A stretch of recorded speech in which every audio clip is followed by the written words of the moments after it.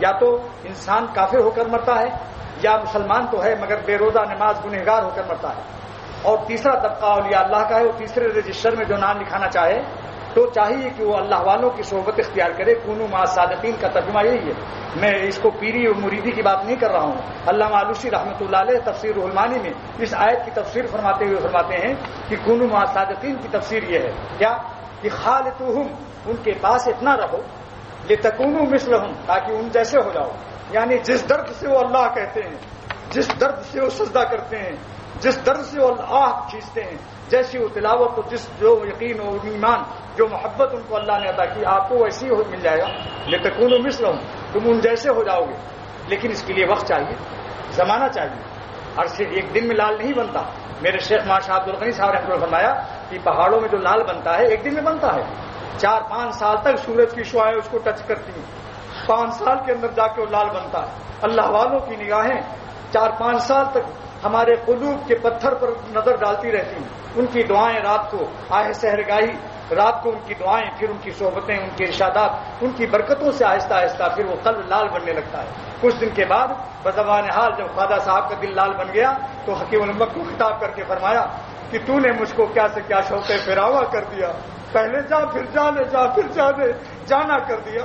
دوستو یہ ہوتا ہے. خواجہ صاحب نے فرمایا کہ دنیا والے اپنی سلطنت اور تخت و تاج پر ناز کرتے ہیں اور دنیا والے سورج و چاند کی روشنی کو روشنی سمجھتے ہیں، مگر اللہ والوں کے قلب میں خالق آفتاب ہوتا ہے، وہ سورج کے خالق سے رابطہ رکھتے ہیں. فرمایا یہ کون آیا کہ دھیمی پڑ گئی لوشما محفل کی، یہ کون ہے جو میرے قلب میں آیا کہ ساری کائنات ہماری نگاہوں میں پھیکی پڑ گئی. یہ کون آیا کہ دھیمی پڑ گئی لوشما محفل کی، پتنگوں کے عوض اڑنے لگی چنگاریاں دل کی. تو دوستو جب خدا تعالیٰ سے کی معرفت و محبت آتی ہے تو دل خود، آپ کہتے ہیں ایک مرتبہ خواجہ صاحب نے پوچھا بمبئی میں کہ حضرت کیا جب کوئی ولی اللہ بنا دیا جاتا ہے حق تعالیٰ اس کو اپنی محبت سے، نسبت سے اور ولایت سے مشرف کرتے ہیں، تو کیا اولیاء اللہ کو یہ پتہ چل جاتا ہے کہ مجھ کو ولایت عطا ہو گئی یا مجھے نسبت میں اللہ وہ تعلق جو اولیاء اللہ کو کچھ ان کو محسوس بھی ہوتا ہے، کیا پتہ چل جاتا ہے؟ حضرت ثابت بنانی رحمۃ اللہ علیہ ایک تابعی ہیں، فرماتے ہیں کہ جب میری دعا قبول ہو جاتی ہے تو جب مجھے خدا تعالیٰ یاد فرماتے ہیں تو مجھے پتہ چل جاتا ہے. خادم نے پوچھا کیسے معلوم ہوتا ہے؟ فرمایا کہ قرآن میں اللہ نے فرمایا فاذکرونی اذکرکم، تم ہم کو یاد کرو ہم تمہیں یاد کریں گے. تو ہم یاد کر رہے ہیں ان کو، تو یقیناً وہ ہمیں یاد کر رہے ہیں. کیوں بھائی قرآن غلط تو نہیں ہو جائے گا؟ جب ہمیں یاد کی توفیق دی، محبت دونوں عالم میں یہی جا کر پکار آئی، جسے خود یار نے چاہا اسی کو یاد یار آئی. تو یہ دیکھا آپ نے، اسی لیے جس کو توفیق توبہ نصیب ہوتی ہے وہ سمجھ لو اللہ کا مقبول ہے. وفقہم للتوبہ، اللہ تعالیٰ فرماتے ہیں کہ جس کو ہم چاہتے ہیں اپنا بنانا اس کو توفیق توبہ دے دیتے ہیں. تو یہ اللہ تعالیٰ کا ایک خاص فضل ہے کہ اللہ تعالیٰ اپنی توفیقات سے اس کو جلد فرما دیتے ہیں. اچھا بھائی اب میں بھی مختصر مضمون کرتا ہوں جو تھک رہا ہوں، انشاءاللہ تعالیٰ جو باقی مضمون آئندہ اب ترجمہ کیے دیتا ہوں. بات کیا چل رہی تھی کوئی بات اس وقت کہ اللہ تعالیٰ نے یہ قرآن کا نسخہ جو نازل فرمایا ہے کہ اولیاء اللہ کی صحبتوں میں رہو. صادقین بمانے متقین، متقین اولیاء اللہ ہی کو کہتے ہیں. بعض لوگ کہتے ہیں صاحب اس زمانے میں کہاں اولیاء اللہ ہیں. دراصل یہ قرآن کا انکار ہے، دل میں نیت نہیں ہے ان کو انکار کی، لیکن لازم اس سے انکار آتا ہے. کیونکہ اگر کوئی باپ اپنے بچوں سے کہے کہ روزانہ آدھا سیر دودھ پیا کرو اور 1 پاؤ بھی دودھ نہ خریدے، وہ باپ دودھ کا انتظام نہ کرے، تو بچے یہی کہیں گے کہ ابا آپ دودھ پینے کا حکم تو دے رہے ہیں مگر گھر میں دودھ کا تو بھی انتظام کرنا چاہیے. تو جو خدا اولیاء اللہ کی صحبت میں بیٹھنے کا حکم دے رہا ہے اور قرآن قیامت تک کے لیے نازل ہوا ہے، تو اگر ساری دنیا میں اولیاء اللہ نہیں ہے تو پھر یہ قرآن کی آیت کیا ہوگی بھائی؟ معلوم ہوا حکیم الامت تھانوی رحمۃ اللہ علیہ نے ابھی زیادہ دن نہیں ہوئے ان کے انتقال کو ایک واضح قسم اٹھا کر فرمایا کہ خدا کی قسم جتنے اولیاء اللہ کی کرسی ہے سب پر رہتی ہے، تو ایک انتقال کرتا ہے اس کی کرسی پر دوسرے کو بیٹھا لیا جاتا ہے، لیکن زندگی میں ان کی پہچان نہیں ہوتی. ان کے مرنے کے بعد رونے والے پیدا ہو جاتے ہیں، پھر کہتے ہیں حضرت رحمۃ اللہ علیہ اور فلانا نور اللہ مرقدہ ہیں اور نہ جانے کیا کیا القاب و آداب. جب تک زندہ رہتے ہیں کہتے ہیں ارے میاں تو وہی ہے، اس وقت وہ خوش خوشے نظر آتے ہیں.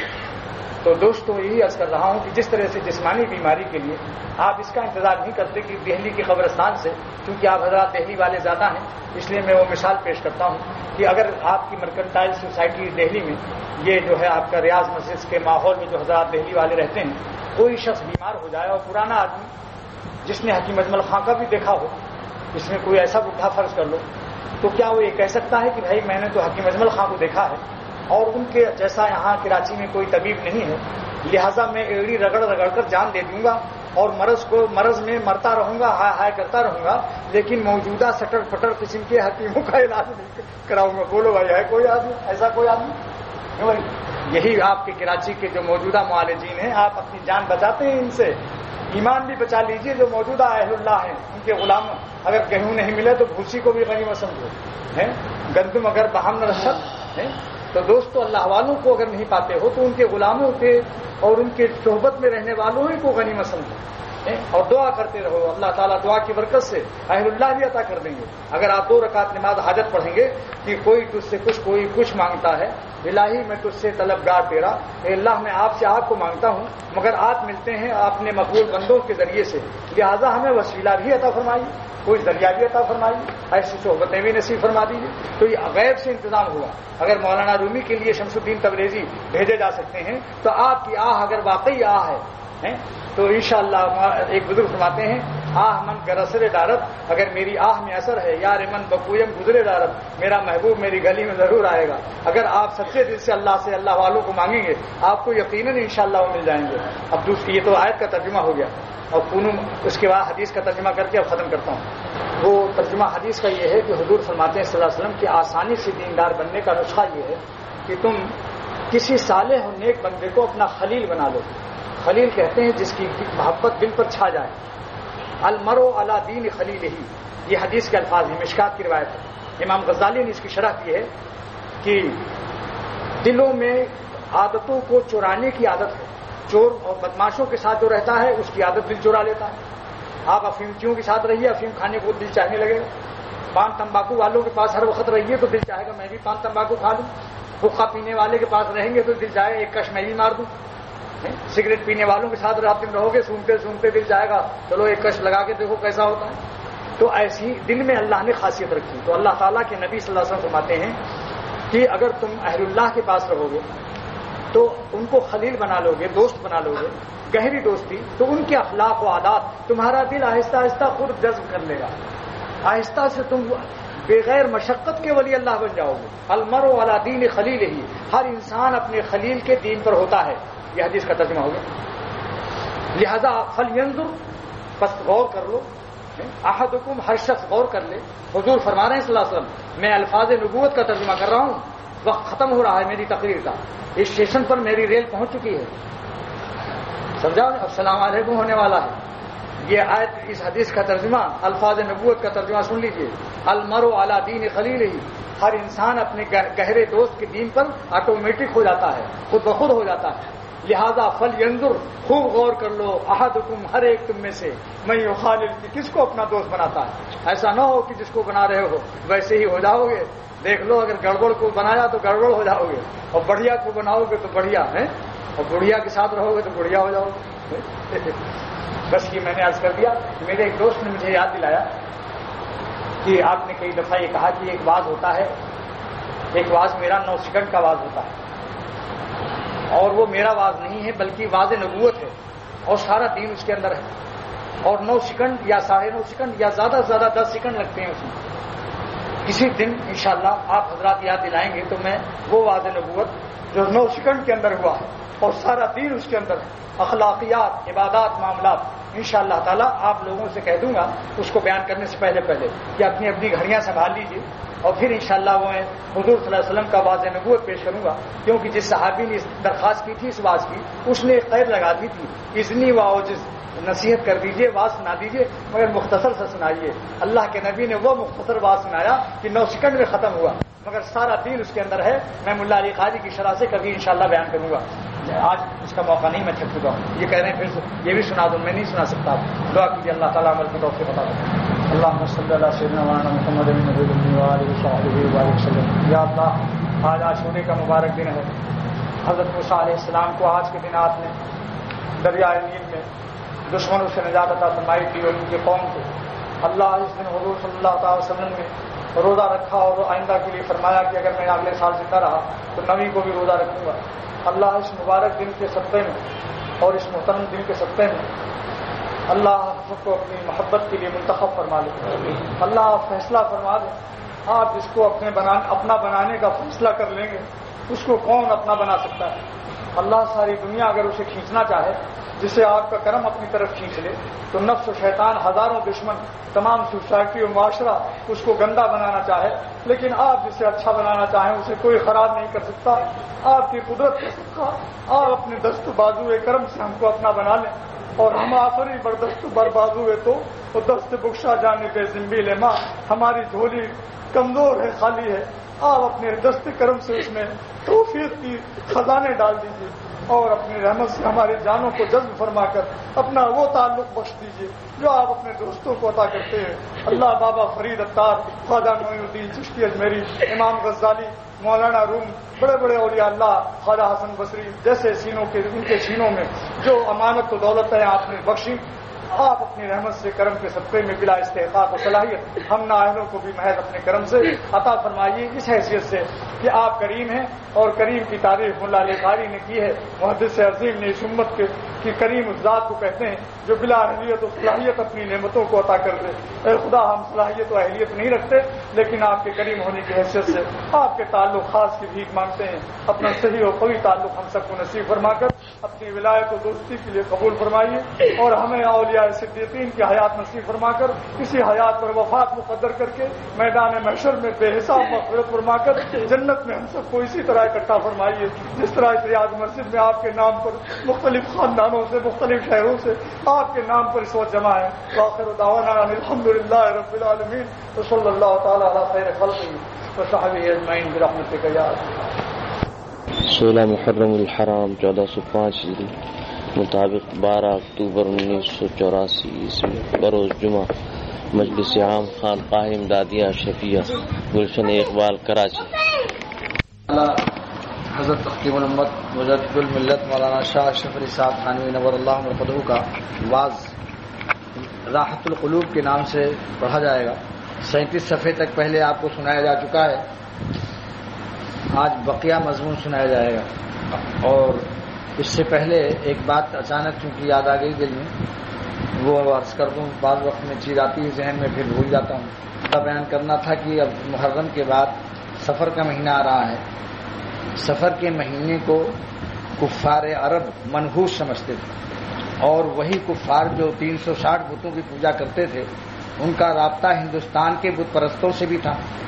متھرا اور بنارس کے مندروں والے جتنے پناڈت تھے، پنڈت کی جمع پناڈت ہے، جیسے مسجد کی جمع مساجد، میں ذرا وزن جلدی مشتر کی جمع مساٹر بنا دیتا ہوں. تو جتنے پناڈت متھرا اور بنارس اور ہردوار تھے. اب اس پر ایک قصہ یاد آیا کہ مولانا شاہ عبد الغنی صاحب رحمۃ اللہ علیہ اور یہ فقیر اختر ساتھ سفر کر رہا تھا اور جانا کہاں تھا؟ جانا تھا رابریلی کی طرف اور ضلع ایٹا شیروانی صاحب مرحوم کی ملاقات ہوئی. تو 2-3 سادھو آ کر بیٹھ گئے حضرت کے ساتھ. ہم اور حضرت آمنے سامنے بیٹھے تھے اور ہر طرف دیکھتے ہیں 3-4 موٹے موٹے سادھو اور نشانات جو لگاتے ہیں خاص، اور وہ برچھی اور اس میں وہ لوہا لگا ہوا کلاڑی اس قسم کی صورت میں آ گئے. وہ تو حضرت نے ایک شخص سے پوچھا کہ آپ لوگ کہاں جائیں گے؟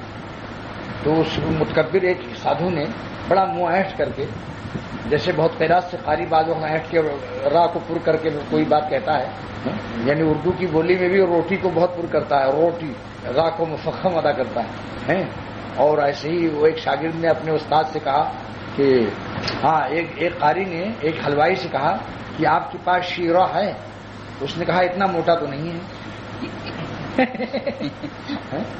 تو حضرت نے جب اس سے پوچھا تو اس کمبخت مردود ہندو متکبر نے کہا کہ میں ہریدوار جا رہا ہوں. بڑے اکڑ کے کہا ہریدوار. ان کا بہت بڑا مندر ہے اس ضلع میں، ایک ضلع ہے ہریدوار، وہاں تمام ہندوؤں کا زیارت گاہ اور بہت بڑا مندر ہے. تو حضرت نے جب اس نے ٹیڑھا منہ کر کے کہا ہریدوار، تو تو مولانا کا بھی کیا مقام تھا، اور ڈرنا تو جانتے ہی نہیں تھے، حضرت نے ڈرنا سیکھا ہی نہیں تھا. حضرت نے فوراً فرمایا کہ فی النار، ہریدوار پر قافیہ لگایا. ہاں فوراً فرمایا فی النار. مجھ سے زور سے کہا، آہستہ سے نہیں، میری طرف دیکھ کر فرمایا فی النار. اب وہ ہندو کیا جب سمجھتے نار، وہ تو سمجھتے ہیں ناری کا شوہر ہوگا. جیسے اندرا کہتی میں وہ ناری ہوں، میں وہ ناری ہوں کہ مدد چکھا دیتا ہوں بڑے بڑے سیاستدانوں کو. ہندو میں عورتوں کو ناری کہتے ہیں، اور عربی میں ناری مانے میری آگ، نار مانے آگ، جس کی جمع نیران آتی ہے. نار کی جمع نیران، اور دار کی جمع دیران، اور جار کی جمع جیران. لو بھائی دیکھو عربی کی لغتیں بھی پڑھا رہا ہوں، نہیں مجھے فضل آپ بتاؤ. یا حلیم یا کریم یا بار. حضرت نے مجھ سے فرمایا کہ ایک مرتبہ تھانہ بھون سے حضرت کی زیارت کر کے ہم جا رہے تھے اعظم گڑھ. سہارنپور کے آگے ایک سکھ بیٹھا بندوق لیے ہوئے، اور اس نے جب مجھے میری داڑھی کو دیکھ کر کچھ داڑھی کا مذاق اڑایا، اور کچھ حضرت عیسیٰ علیہ السلام کے بارے میں اس نے کچھ اعتراض کیا، اور گفتگو ایسی حضرت کو جلانے کے لیے دین کے خلاف بات کرتے. اس کی بدتمیزی کی حد یہ ہوئی کہ اسٹیشن قریب آ گیا، اور اس نے آخر میں جو جملہ ایسا تیز گستاخی کا کہا حضرت عیسیٰ علیہ السلام کی شان میں. تو حضرت کے پاس ایک لاٹھی تھی، وہ ہمیشہ لاٹھی رکھتے تھے مولانا شاہ عبد الغنی صاحب، اور لاٹھی اتنی عمدہ سیکھی تھی کہ 500 آدمی کو تنہا گرا سکتے تھے. اور یہ بات حکیم الامت نے فرمائی. اور کب فرمائی؟ جب مولوی شبیر علی، مولانا ظفر احمد عثمانی اور مولانا شبیر علی اور بڑے بڑے علماء وہاں جو تھے، وہ حضرت کو نے فرمایا، حکم دیا کہ تم ذرا اپنا فن دکھاؤ، لاٹھی کا فن دکھاؤ. تو مولانا ہمارے شیخ نے لاٹھی کا فن دکھایا. تو حضرت نے اندازہ لگا لیا اور فرمایا کہ یہ تو 500 آدمیوں کے لیے عبدالغنی تنہا کافی ہے. مولوی عبدالغنی 500 آدمیوں کے لیے تنہا کافی ہے. اگر مجھے کبھی فوج کی ضرورت ہوئی تو میں اعظم گڑھ سے بلاؤں گا. یہ حضرت تھانوی رحمۃ اللہ عنہ. تو حضرت نے تنہا اس سکھ کو لاٹھی اٹھا کر کے اور مارنے کو کیا، تو اتر کے بھاگ گیا. اسٹیشن آ گیا تھا، اور اسٹیشن پر بھاگا اتنی زور سے بندوق لیے ہوئے، اور حضرت پیچھے ڈنڈا لیے دوڑا رہے ہیں اپنی لاٹھی. اسٹیشن ماسٹر کے کمرے میں گھس گیا، اور مولانا چیخ چیخ کے فرما رہے ہیں، نکل خبیث کہیں کا مردود. اسٹیشن باہر کمرے سے نکل، پھر دکھاتا ہوں تیری بندوق اور اپنی لاٹھی کا تماشا. کبھی اللہ تعالیٰ بعض بندوں کو واقعی بہت جرأت قلب دیتے ہیں. قلب کی قوت ایک الگ نعمت ہے. قلب کی قوت کا تعلق قالب سے نہیں ہے. جسم بعض کمزور ہوتا ہے، دبلا پتلا، مگر قلب قوی ہوتا ہے. اور بعضوں کا جسم موٹا تازہ 3 من کا ہوتا ہے، اور قلب نہایت کمزور ہوتا ہے. کہ بلی بھی کود پڑے اگر ان کے گھر میں تو ان کا دل دھڑکنے لگتا ہے، سمجھا. اور بعضوں کا جسم کم ہوتا ہے ایسے، مگر قلب نہایت قوی ہوتا ہے. اور اس کی مثال مولانا رومی رحمۃ اللہ علیہ نے بہت عجیب و غریب دی ہے کہ ایک بلی ٹائیفائڈ میں مبتلا تھی، بہت کمزور تھی. 40 دن کے بخار کے بعد اس کی ہڈی نکل آئی، اور 50 چوہے ولایتی جو بہت وٹامن اور مکھن کھلا کر ان کو موٹا کیا گیا تھا، انہوں نے اس پر حملہ شروع کر دیا. اور میٹنگ کر کے کہا کہ ہم پسلی میں سوراخ کر دیں گے. کسی نے کہا ہم کان اچاڑ لیں گے، کسی نے کہا ہم اس کا دل نکال لیں گے، کسی نے کہا ہم یوں چبا ڈالیں گے. اور ان کا سب کا وزن بلی کے وزن سے 40 گنا زیادہ تھا، 40 گنا زیادہ. لیکن جب وہ سامنے آئے حملہ کرنے کے لیے، اور اپنی میٹنگ اور مشورے کے مطابق پروگرام بنا کر، اور اس نے جب دیکھا کہ کیا تماشا ہے، جو ہم سے اتنا دبا کرتے تھے آج اس بہادری سے چلے آ رہے ہیں مقابلے میں سارے چوہے. تو اس نے کوئی ہتھیار استعمال نہیں کیا، خالی اس نے ایک میو کہا. اس نے بس میو کی آواز کیا تھی کہ سب کی میانی ڈھیلی ہو گئی. جتنے چوہے تھے ایک دم بھگدڑ مچ گئی، سب بلوں میں گھستے گھستے بدن چھل گئے. یعنی ایک بل میں ایک چوہا گزر سکتا تھا تو 3 گھس رہے تھے اس میں. یہاں تک کہ تراش و خراش کی نوبت آ گئی، سمجھا. مصدر خراشیدن شروع ہو گیا، چھلنا، جسم چھل گئے ان کے. تو معرومی رحمۃ اللہ علیہ نے بیان فرمایا کہ دیکھو جسم کے لحاظ سے وزن میں زیادہ تھے، مگر بلی کے سینے میں جو دل ہے وہ چوہوں کے سینوں میں وہ دل نہیں ہے. 1 لاکھ لومڑیاں ہیں جو وزن میں شیر سے 100 گنا زیادہ ہیں، بلکہ 1000 گنا زیادہ ہیں. 1 لاکھ لومڑیوں کو آپ ترازو میں وزن کریں اور ایک شیر کو وزن کریں تو 1 لاکھ لومڑی کا وزن زیادہ ہوگا نہیں ہوگا. مگر معرومی فرماتے ہیں کہ اگر 1 لاکھ لومڑیاں ہیں بڑی اپنے وزن اور اپنی اکثریت پر ناز کرتے ہوئے شیر کی طرف بڑھیں، اور شیر ایک دفعہ غرہ کے چنگھاڑ میں لگا دے تو ان کا کیا حال ہوگا. فرمایا مومن کی یہی شان ہے صاحب نسبت اللہ تعالیٰ جب تعلق عطا فرما دیتے ہیں پھر وہ سارے معاشرے سے ڈرتا نہیں ہے، وہ سارے عالم کو خاطر میں نہیں لاتا کہ دنیا کیا کہے گی ہم کو. نہیں، اگر ہم داڑھی رکھ لیں گے یا اگر ہم پیجامے کو ٹخنے سے اوپر کر لیں گے اور ہم سنت کے مطابق رسول اللہ صلی اللہ علیہ وسلم کی سنت کے مطابق اپنی زندگی، اپنا کھانا پینا، شادی بیاہ، خوشی غمی سب حضور صلی اللہ علیہ وسلم کی سنت کے مطابق بنا دیں گے تو معاشرہ ہمیں حقیر سمجھے گا، اولڈ فیشن سمجھے گا، دقیانوشی سمجھے گا. تو ایسے وقت میں جو اللہ کا سے تعلق جس کو نصیب ہو جاتا ہے پھر وہ یہ سب چیزیں نہیں دیکھتا، وہ اس کو ساری کائنات لومڑی معلوم ہوتی ہے اپنے اللہ کی عظمت کے سامنے. خود اپنی عظمت نہیں، اپنے کو تو حقیر سمجھتا ہے. خدا تعالیٰ کی عظمت کے مقابلے میں ساری کائنات کی عظمت نگاہوں سے گر جاتی ہے، یہاں تک کہ اپنی نظر کی عظمت بھی ختم ہو جاتی ہے. پھر وہ اپنا چہرہ اپنی نظر سے نہیں دیکھتا، وہ یہ دیکھتا ہے کہ میرے مالک کو پسند ہے یا نہیں یہ چہرہ. غلام کی نظر بدل جاتی ہے جب مالک سے تعلق اور مالک کی عظمت کو جان جاتا ہے. جو غلام اپنے مالک کی طاقت اور عظمت سے واقف نہیں ہے، جو غلام اپنے مالک کی عظمتوں سے، اس کی رفتوں سے، اس کی طاقتوں سے، اس کی عنایتوں سے واقف نہیں ہے، وہی غلام بیوقوف اپنے مالک کو ناراض کر سکتا ہے.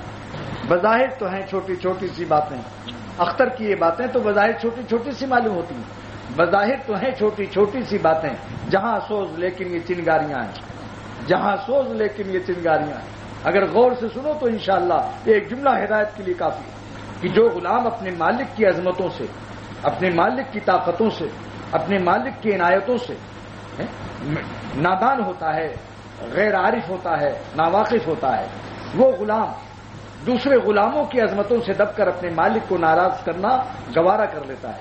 اپنی نظر سے دیکھتا ہے کہ میری شکل کیسی ہے، اپنی بیوی سے پوچھتا ہے کہ میری شکل تمہیں کیسی معلوم ہوتی ہے، اپنے بچوں سے، معاشرے سے پوچھتا ہے، اپنی نظر سے آئینے میں دیکھتا ہے. یہ کب تک ہے؟ جب تک وہ مالک کی عظمتوں سے واقف نہیں ہے. اور جس غلام پر اس کے مالک کی عظمت منکشف ہو جاتی ہے، معرفت، تو وہ کہتا ہے کہ غلام کی نظر بھی غلام ہے، غلام کا ہرگز غلام ہے. ہم وہی سنیں گے جس سے مالک خوش ہوگا، ہم وہی دیکھیں گے جس سے مالک خوش ہوگا، ہم ویسے ہی بولیں گے جس سے مالک خوش ہوگا، ہم وہیں جائیں گے جس سے مالک خوش ہوگا. شہنما جاتے ہوئے اپنے قدموں کو روک لے گا کہ مالک اس طرف کے جانے سے ناراض ہیں.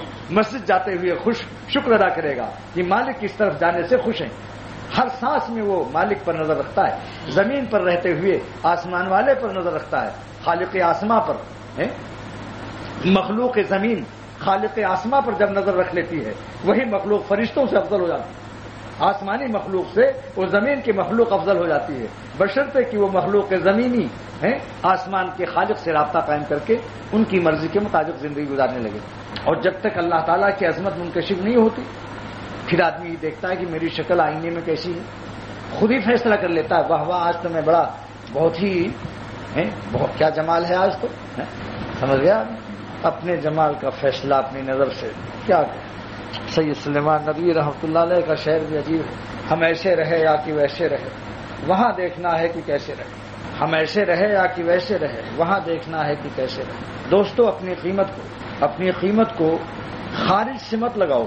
خارج سے قیمت نہیں لگتی، باطن سے قیمت لگتی. ایک کتا ہے 2.5 لاکھ کی کار پر جا رہا ہے، خارج میں تو بہت 2.5 لاکھ کی قیمت ہے اس کے ساتھ، مگر اندر سے چونکہ سگیت ہے، حقیقت اس کی کتا پن ہے، لہذا اس کی قیمت کچھ بھی نہیں. چونکہ باطن اس کا خراب ہے، باطن میں وہ کتا ہے حقیقت کے لحاظ سے، اور 2.5 لاکھ کی کار پر جا رہا ہے. اور آپ گدھے گاڑی پر ہیں یا سائیکل پر ہیں یا پیدل ہیں لیکن صاحب نسبت ہیں، اللہ آپ سے راضی ہے. آپ کیا فیصلہ کر لو کون بہتر ہو. خارج سے اپنی قیمت نہ لگائیے کہ ہمارے پاس بنگلہ ہے اور کار ہے. قالب کی قیمت قلب سے، جسم کی قیمت قلب سے ہے. جس کا دل جتنا اچھا ہوگا اور اللہ والا ہوگا اتنا ہی وہ اس کا جسم قیمتی ہوگا. اس سے پہلے سنا چکا ہوں کہ امام احمد ابن حنبل، جن کا اصل نام ہے امام احمد ابن محمد ابن حنبل، ملا علی قاری فرماتے ہیں کہ جو لوگ امام احمد ابن حنبل کہتے ہیں وہ مجازن کہتے ہیں. یہ ان کے والد نہیں ہیں، دادا ہیں، تو مجازن تو جائز ہے امام احمد ابن حنبل کہنا، لیکن حقیقت کے اعتبار سے یہ امام احمد ابن محمد ابن حنبل ہیں. انہوں نے اللہ کے راستے میں مجاہدہ کیا. قلب کی قیمت مجاہدے سے کہاں پہنچی؟ اللہ کے راستے میں تکلیف اٹھائی، اس مقام پر پہنچے کہ جب 29 کوڑے کھائے پہلی کرامت کی صادر ہوئی. جو لوگ کہتے ہیں صاحب ہمیں کوئی کرامت مل جائے, ہم ولی اللہ بن جائیں, ہم سے کرامت صادر ہو جائے, تو ولی اللہ بننا اور کرامت مجاہدے پر موقوف ہے. آپ کا مالدار ہونا مجاہدے پر موقوف ہے. فیکٹری کارخانہ آسانی سے تھوڑی مل جاتا ہے. پوچھو کہ کیا کیا پاپڑ بیلتے ہیں, کتنے جھاپڑ کھانے کے بعد ہاپڑ کے پاپڑ ملتے ہیں. سمجھ گئے؟ میرٹھ میں ہے ہاپڑ تحصیل, میرٹھ میں ایک تحصیل ہے, اس کا نام ہی ہاپڑ ہے, اور وہاں کا پاپڑ مشہور ہے, مگر ملتا ہے بہت جھاپڑ کھا کے. ہاں میں یہ ملی نہیں ہے یوں, دل و جگر ہوئے ہیں خون, کیوں میں کسی کو مفت دوں, میں میری مفت کی نہیں. اللہ اللہ ان صلۃ اللہ لغالیہ. اللہ حضور فرماتے ہیں اللہ کی محبت کا سودا بڑا مہنگا ہے, تم اسے آسانی سے نہیں خرید سکتے ہو. جان کی بازی لگاؤ, کچھ جھیلو, کچھ غم اٹھاؤ, پھر کرامت صادر ہوگی, پھر آپ ولی اللہ بنیں گے. امام احمد بن حنبل رحمۃ اللہ علیہ کا کیا حال تھا؟ پہلا کوڑا جب لگا اللہ کے راستے میں حق پر قائم تھے, کوڑوں کے ڈر سے حق نہیں چھوڑا. پہلے کوڑے پر یہ وہ ہیں کہ جن کو 10 لاکھ حدیثیں میسنت زبانی آتی, اس کا ہم تصور بھی نہیں کر سکتے. دیکھ لو جلد نمبر 1 مرقات میں ملا علی قاری نے لکھا ہے 1 لاکھ حدیث کو تو ہم حافظ الحدیث کہتے ہیں, ان کو 10 لاکھ حدیثیں آتی. اور اتنے بڑے محدث تھے, مگر محدث اور مفسر سے زیادہ وہ اللہ والے تھے. پہلا کوڑا کھایا اللہ کے راستے میں تو فرمایا بسم اللہ. دوسرا جب کوڑا لگا تو فرمایا کہ لا حول ولا قوت الا باللہ. جب تیسرا کوڑا لگا تو فرمایا کہ القرآن کلام اللہ غیر مخلوق. قرآن اللہ کا کلام ہے, غیر مخلوق ہے, خالق کی صفت ہے. اسی مسئلے پر جھگڑا تھا. جب چوتھا کوڑا مارا گیا تو فرمایا لن یصیبنا الا ما کتب اللہ لنا. ہم کو ہرگز یہ مصیبت سلاطین نہیں پہنچا سکتے, ساری کائنات, الا ما کتب اللہ لنا, مگر جو میرے لیے اللہ نے لکھ دیا ہے. بادشاہ سے نہیں ڈرے. یہ آیت اسی موقع سے یا علل ٹپ نہیں ہے, علل اتفاق نہیں, سوچ سوچ کر پڑھا تھا. پہلا جملہ تھا بسم اللہ, یعنی میں اللہ کے نام پر کوڑے کھا رہا ہوں. ہم یہ سمجھتے ہیں کہ یہ بزرگوں کا کلام یا ایسے ہی بس جو منہ میں آیا کہہ دیا. نہیں, ایک ایک جملے میں راز معرفت پوشیدہ ہے. پہلا کوڑا کھا کر جو بسم اللہ کہا تھا تو اس کا مطلب یہی ہے کہ میں اس کو برداشت نہیں کر سکتا مگر اللہ کے نام کی طاقت سے. دوسرا مطلب یہ تھا کہ اللہ کے نام پر یہ کوڑے کھا رہا. اور دوسرے کوڑے پر کیا پڑھا؟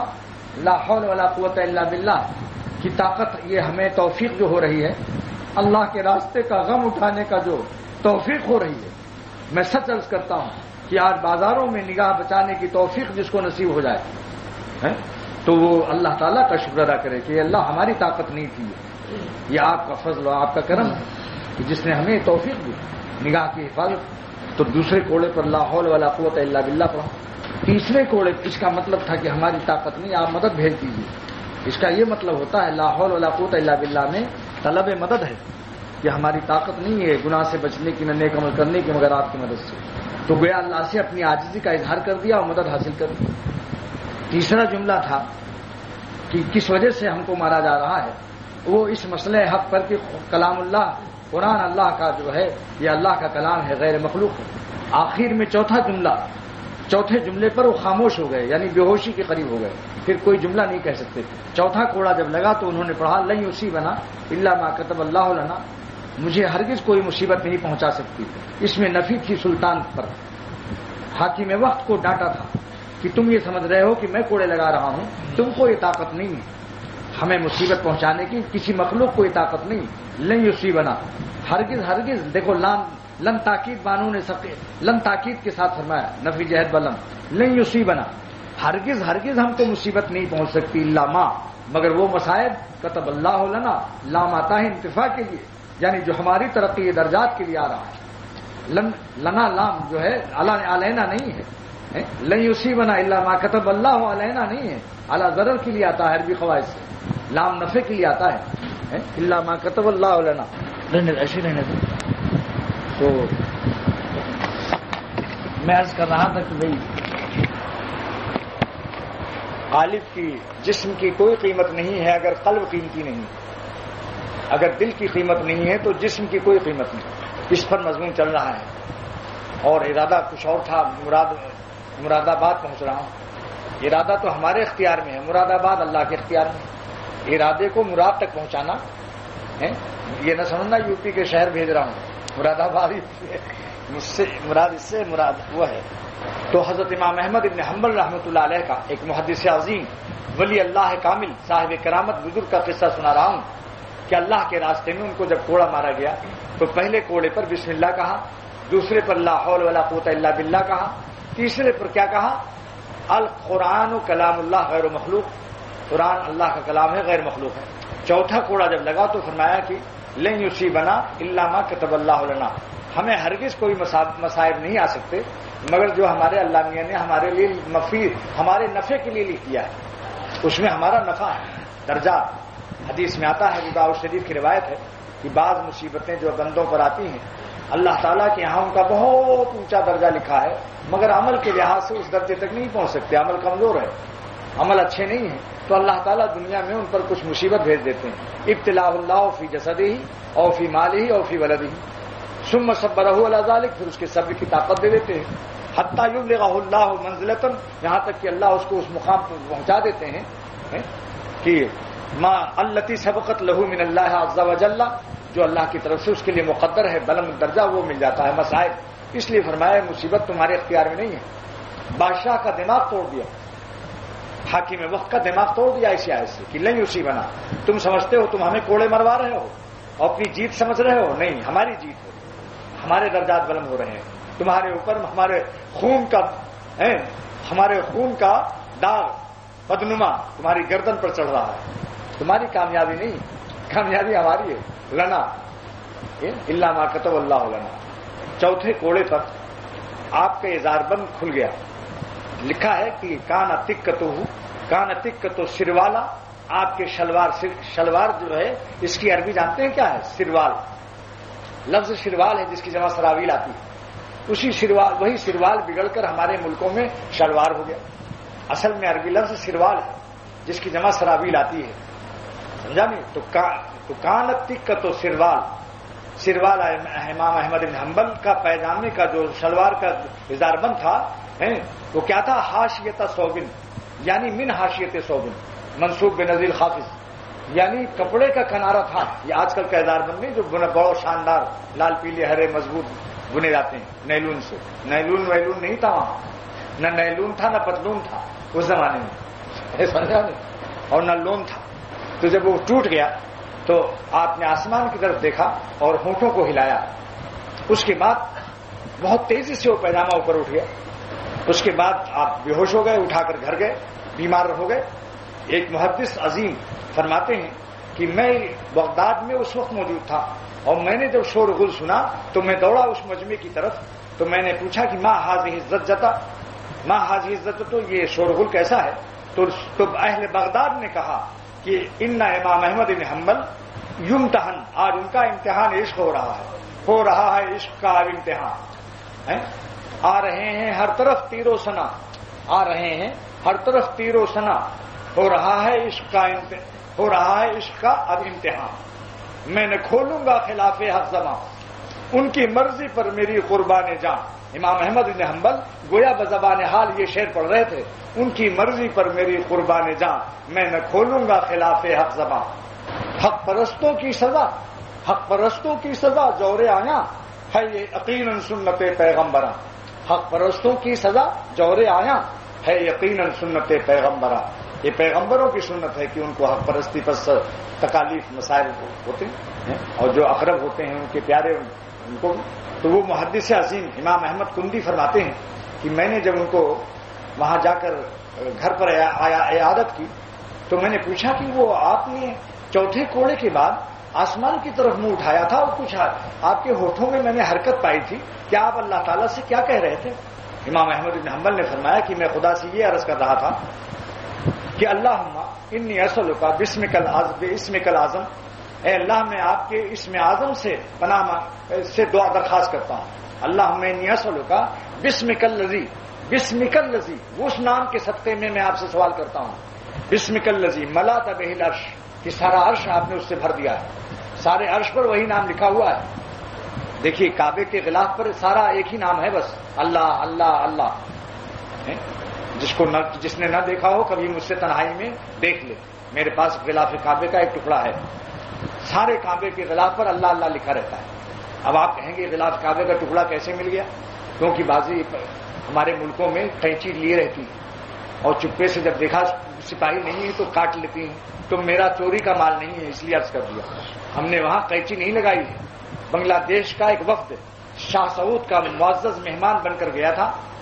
جب میں کشور گنج گیا تو وہاں کا ایک عالم جو شاہی مہمان تھا وہاں، اس نے کہا تھا کہ مجھے اللہ شاہ سعود فیصل شاہ سعودیہ عرب نے مجھے غلاف کعبے کا ٹکڑا بطور انعام دیا ہے جو ہر سال اترتا ہے اور نیا چڑھتا ہے، تو اس میں سے ہم آپ کو کچھ دینا چاہتے ہیں. ارے میں نے کہا سبحان اللہ لاؤ بھائی.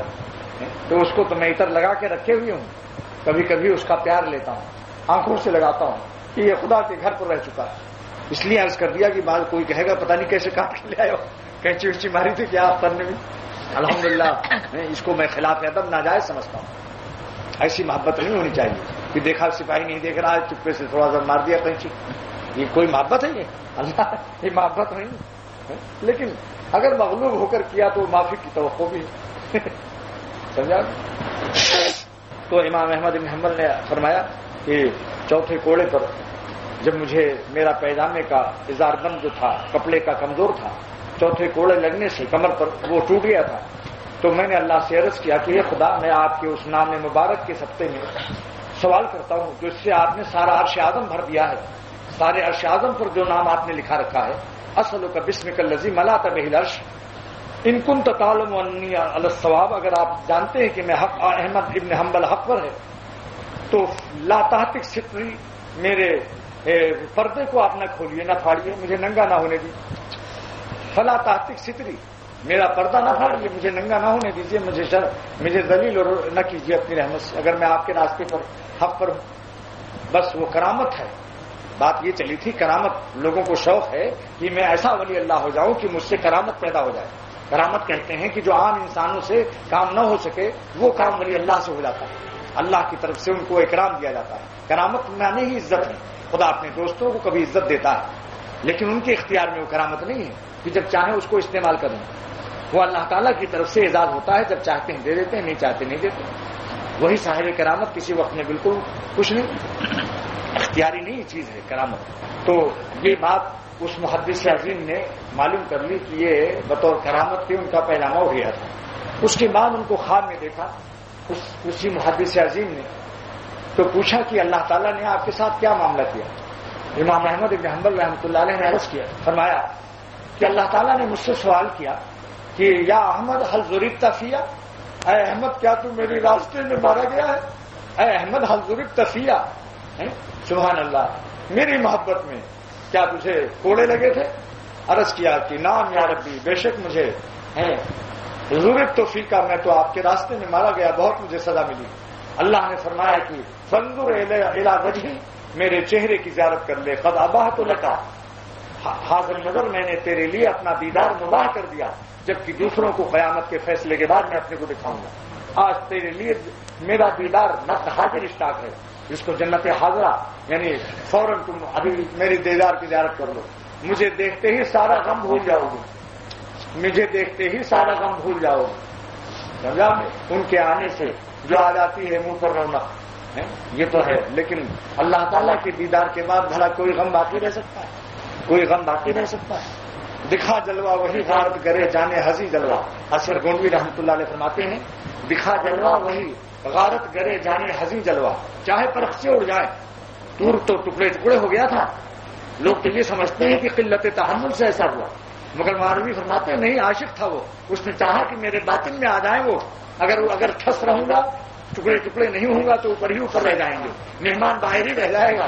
لہذا چاہا کہ تجلی خالی جبل کی ظاہری سطح پر نہ رہ جائے کوہ طور کے، بلکہ میرے باطن میں بھی آ جائے. گویا وہ زبان حال سے اس پہاڑ نے یہ شعر پیش کیا، آ جا میری آنکھوں میں، سما جا میرے دل میں.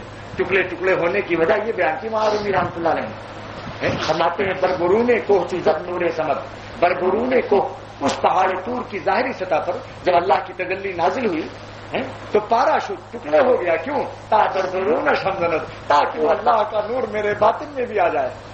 یہ ہے عاشقوں کی باتیں. اسی لیے بزرگوں نے فرمایا کہ خدا کے عاشقوں کی صحبت کے بغیر عشق و محبت اللہ کی نہیں پا سکتے ہو، کتابوں سے نہیں پا سکتے. نہ کتابوں سے نوازوں سے نظر سے پیدا، دین ہوتا ہے بزرگوں کی نظر سے پیدا۔ یہ محبت وہ امانت ہے جو سینوں سے ملتی ہے، جو عشق کی خاصیت، جو آگ کی خاصیت وہ عشق کی خاصیت، جو آگ کی خاصیت وہ عشق کی خاصیت۔ ایک خانہ بخانہ ہے، ایک سینہ بسینہ ہے۔ آگ گھر سے گھر میں لگتی ہے، خدا کی محبت سینوں سے سینوں میں لگتی ہے۔ خدا کی محبت کا چراغ ایک سینے سے دوسرے سینوں میں جاتا ہے، کتابوں سے نہیں جاتا۔ 1,00,000 کتابیں پڑھ لو مگر خدا کی محبت کے طرز سے ناشنا رہو گے کہ یہ کتاب جو صراط مستقیم بتا رہی ہے، جو حامل صراط مستقیم ہے، صراط مستقیم کا بدل الکل من الکل، صراط الذین انعمت علیہم، فرمایا یہ بدل ہے، اور بدل کی 4 قسموں میں بدل الکل من الکل ہے، بدل الباز نہیں ہے، بدل الاستعمال نہیں ہے، بدل الغلط نہیں ہے۔ بدل کی 4تھی قسم کیا ہے؟ بدل الکل من الکل، یعنی جو شخص چاہے کہ میں صراط مستقیم پا جاؤں وہ کسی اللہ والے کے ساتھ جڑے بغیر صراط مستقیم نہیں پا سکتا۔ یہ تفسیر روح المعانی پیش کر رہا ہوں، چنانچہ دیکھ لو ان کے اخلاق جو اہل اللہ کی صحبت یافتہ نہیں ہے اور کتابوں کی ان کے پاس ترک پیٹھ پر لدی ہوئی ہے، کچھ دن اور رات ان کے ساتھ گزار لو گے تو میری باتوں کی تحقیق اور میری باتوں کی تصدیق کرو گے کہ واقعی بات یہ ہے۔ حکیم الامت نے ایسے تھوڑی فرمایا کہ 5 منٹ کے لیے میرے پاس 2 مولوی لاؤ، اور دونوں عالم، ایک درجے کی دماغ، ایک درجے کا فشق، دونوں پاس میں، دونوں کی قابلیت بھی یکساں ہو، لیکن ایک مولوی اس میں، ایک عالم اس میں اہل اللہ کا صحبت یافتہ ہو، دوسرا عالم خالی کتاب دیکھتا ہے، بزرگوں کے پاس نہیں جاتا۔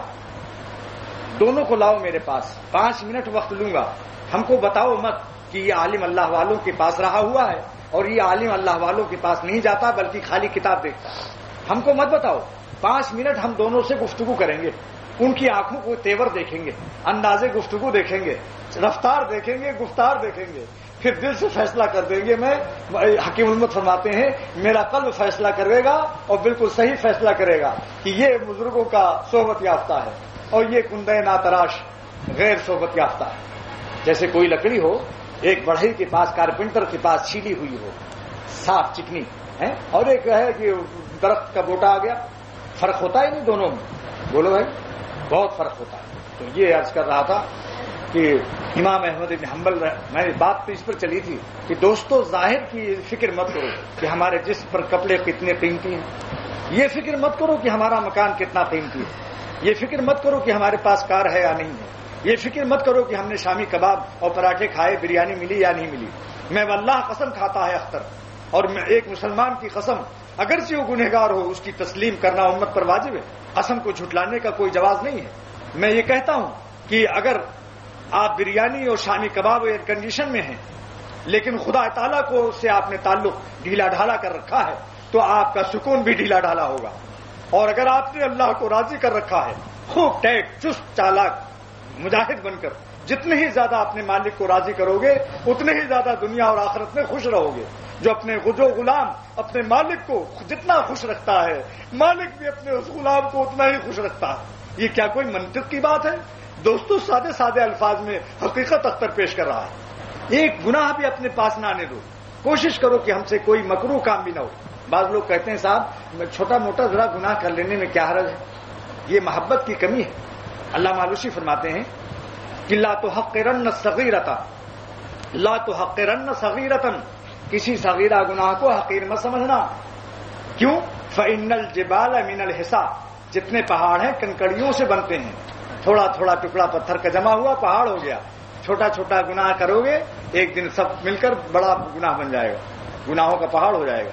یہ جو لوگ کہتے ہیں کہ میں یہ مکروہ ہے مولانا یا حرام ہے، اس سوال کا مطلب کیا ہوتا ہے؟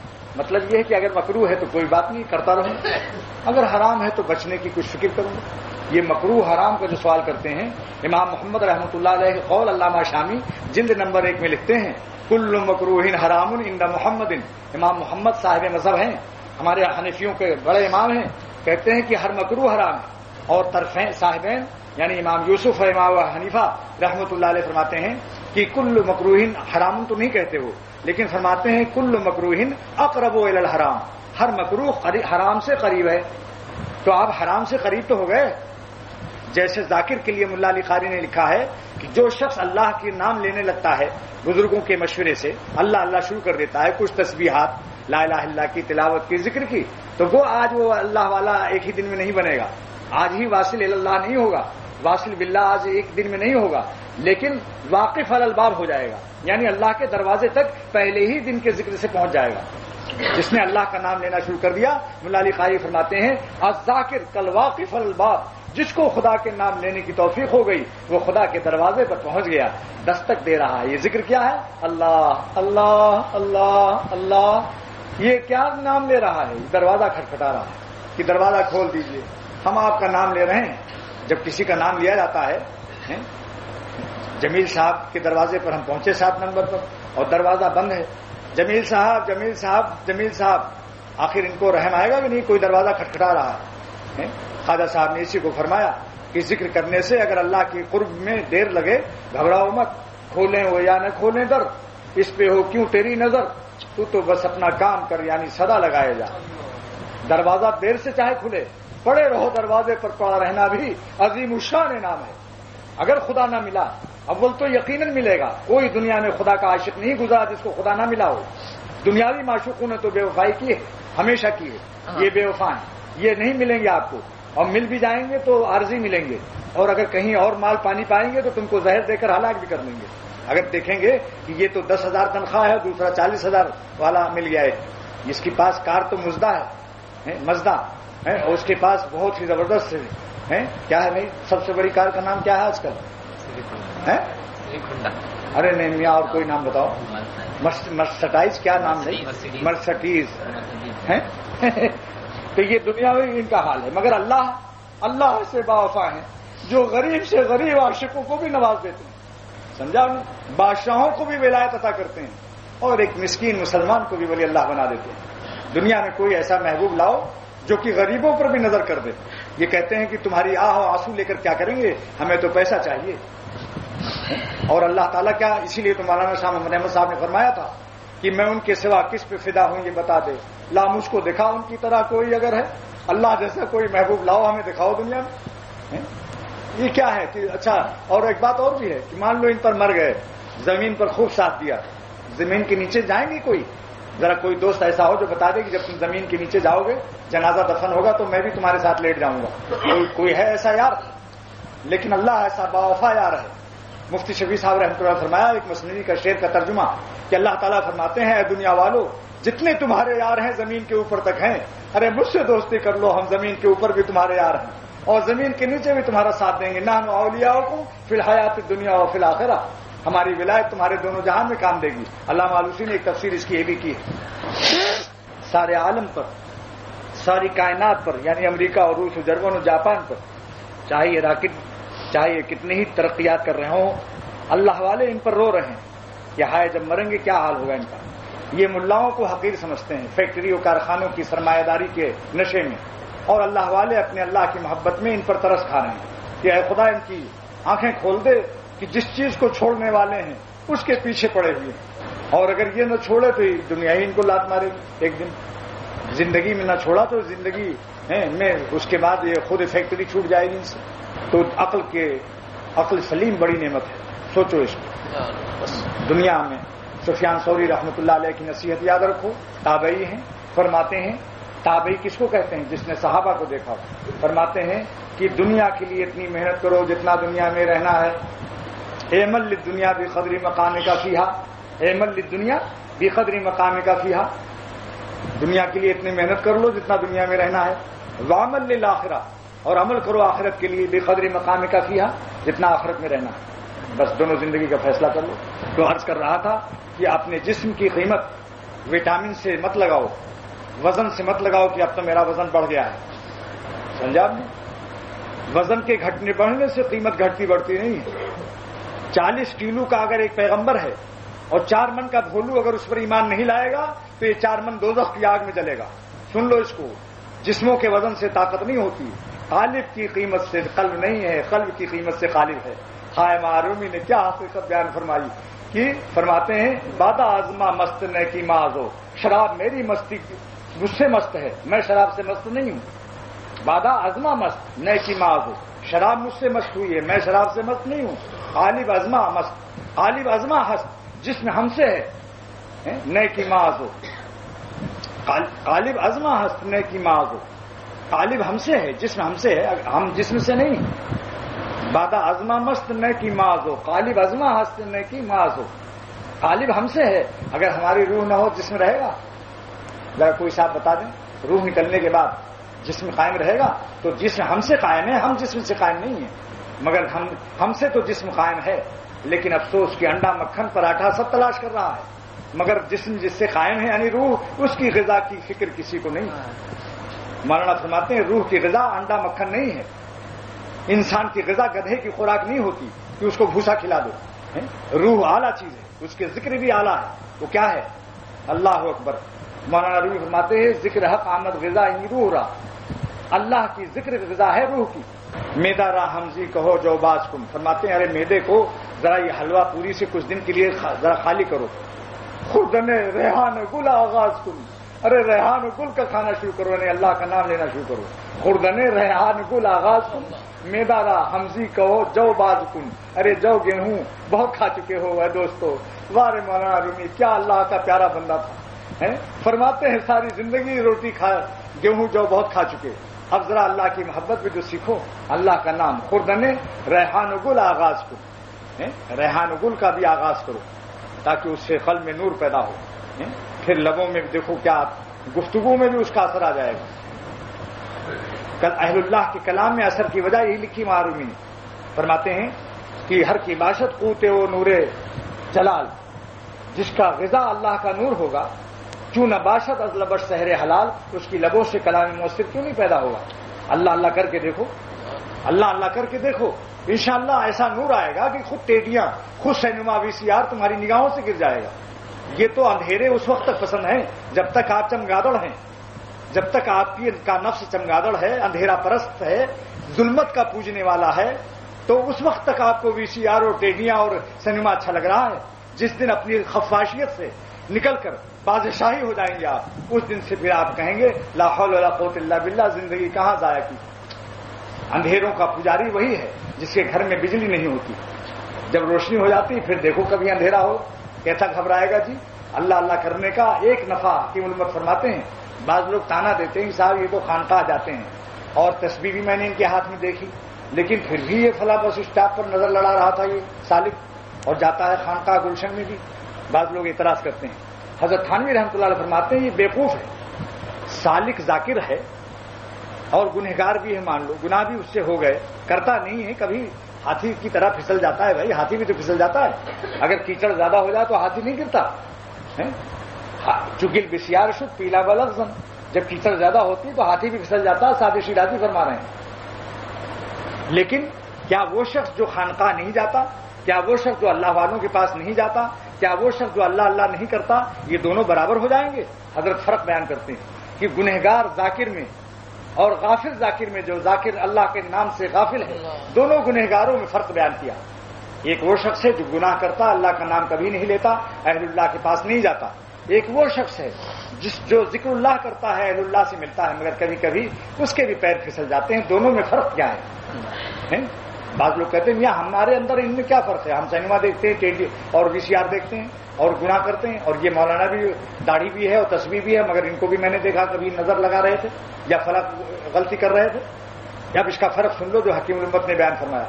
حضرت فرماتے ہیں ذاکر گنہگار اور غافل گنہگار کا فرق یہ ہے کہ جو ذاکر گنہگار ہے، اللہ کا نام لیتا ہے، اہل اللہ سے ملتا ہے، اس کو توفیق توبہ نصیب ہو جاتی ہے، کیونکہ اس کے گھر میں روشنی ہے.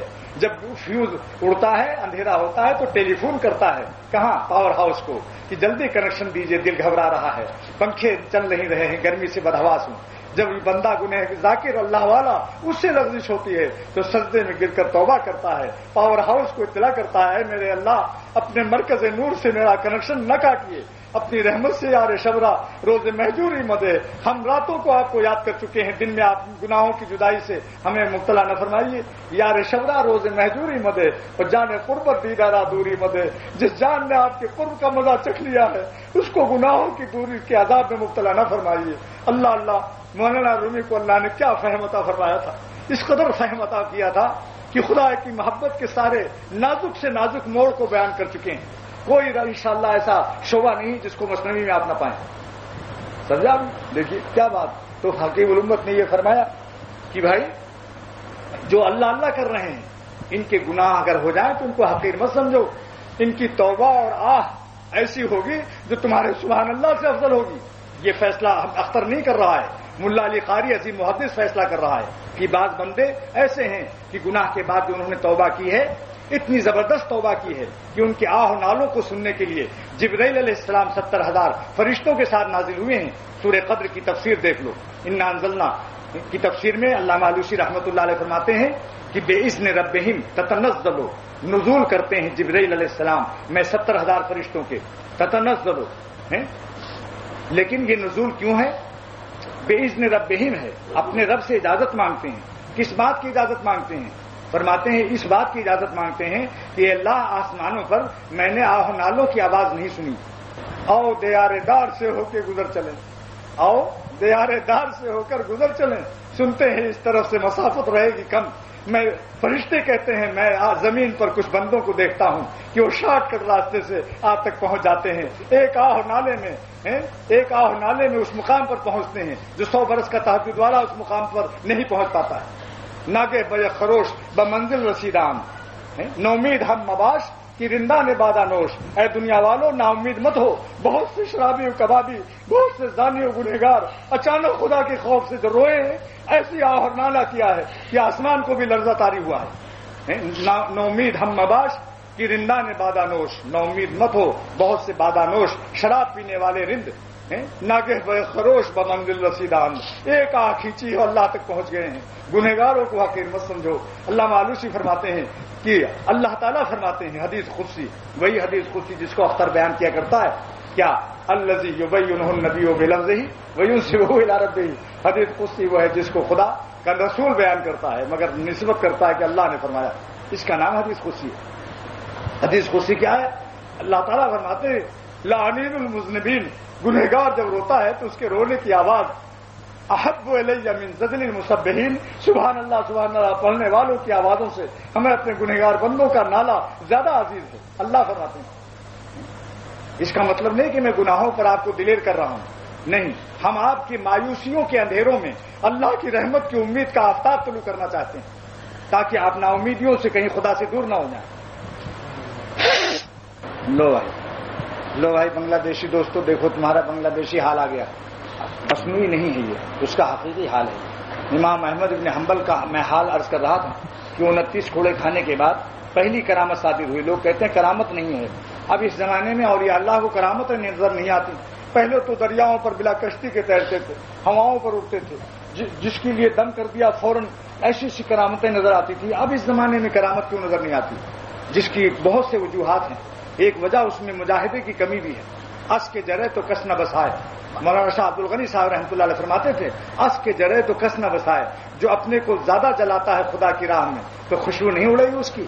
آپ نے شامی کباب تو رکھا ہے مگر کچا قیمہ ہے، بڑی الائچی تو ہے، تیز پات بھی ہے، سرسوں کا تیل بھی ہے، توا بھی نظر آ رہا ہے، آگ نہیں ہے، مجاہدہ نہیں ہے۔ شکل بھی کباب کی ٹکیاں ایسی رکھی ہیں توے پر مگر آگ نہیں جلائی آپ نے، بولو خوشبو آئے گی بھائی؟ خوشبو آئے گی؟ مجاہدہ کراؤ، نیچے سے آگ جلاؤ اور ذرا اس کو جگر سینکو، لال کرو اس کو، پھر ایسی خوشبو آئے گی کہ کافر بھی جب گزرے گا، سمجھا نہیں تو کیا کہے گا؟ بوئے کباب مارا مسلمان کر، میرے کباب کی خوشبو مجھے مسلمان کی ڈالتی ہے۔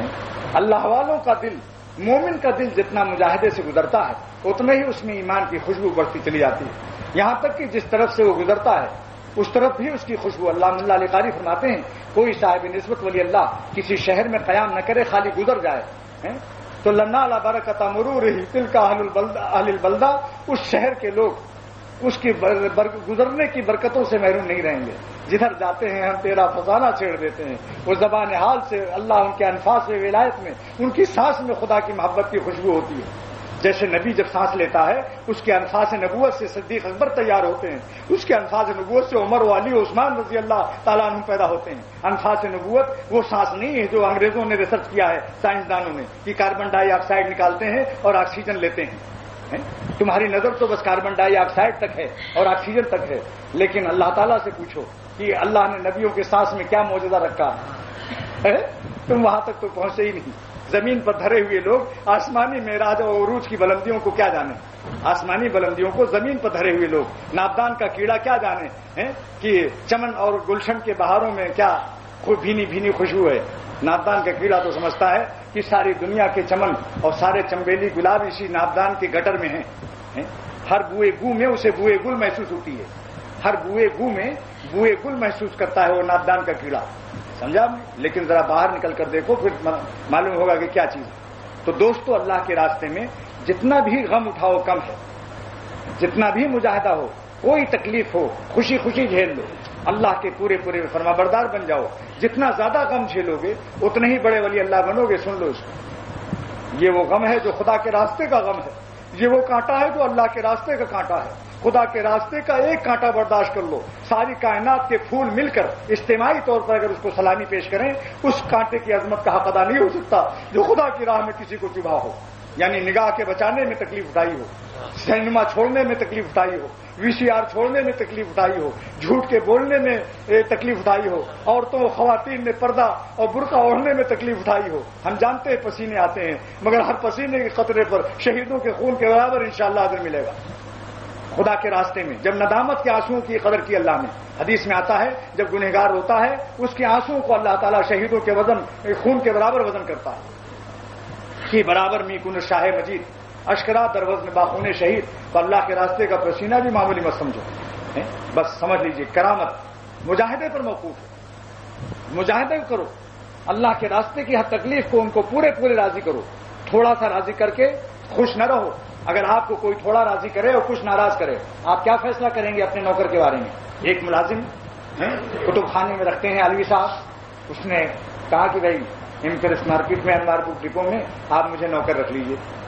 ہمارے علوی صاحب نے کہا اچھا ٹھیک ہے, میرے یہ کام میری خوشی کے ہیں اور یہ کام میری ناراضگی کے ہیں. اس نے کہا کہ کچھ میں 70% تو آپ کی اطاعت کروں گا مگر 30% میں ذرا مجھ سے نہیں ہو سکے گا.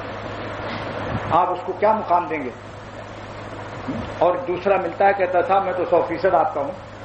آپ اسے نوکر رکھیں گے, اسے کہیں گے السلام علیکم. اللہ تعالیٰ کے راستے میں بھی 100% ان کو راضی کرنے کی کوشش کیجیے. دعا کیجیے خدا سے, اللہ سے دعا کیجیے. کبھی دعا سے کام بن جاتا ہے.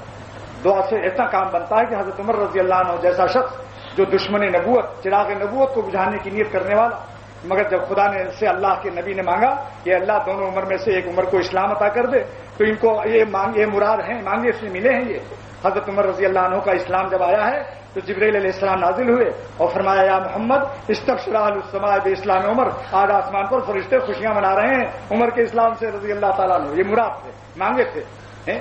مانگے بھی مل جاتے ہیں. اولیاء اللہ سے دعائیں کراؤ, کبھی یہ خدا سے مانگ لیتے ہیں.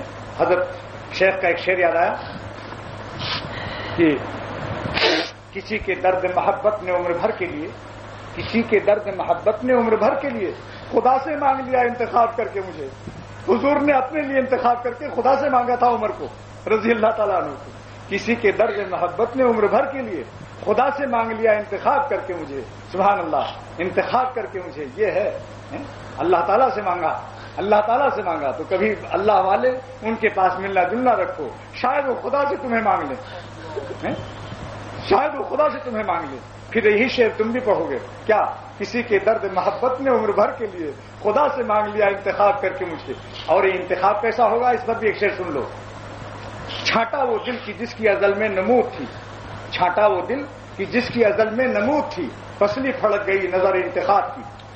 اللہ جب انتخاب کرتا ہے, اہل اللہ انتخاب کرتے ہیں, تو نظر انتخاب کی پسلی بھی پھڑک جاتی ہے. تو امام احمد بن حنبل کا قصہ سنا کیا. میرا تو آج ارادہ تھا, کیا بتاؤں, کچھ ارادہ تو تھا کتاب سنانے کا, اعلان بھی کر دیا تھا, مگر اپنا ارادہ, بندے کا ارادہ اور مراد کا فاصلہ ہم بندوں کے ہاتھ میں نہیں ہے, اللہ تعالیٰ کے ہاتھ میں. سمجھا؟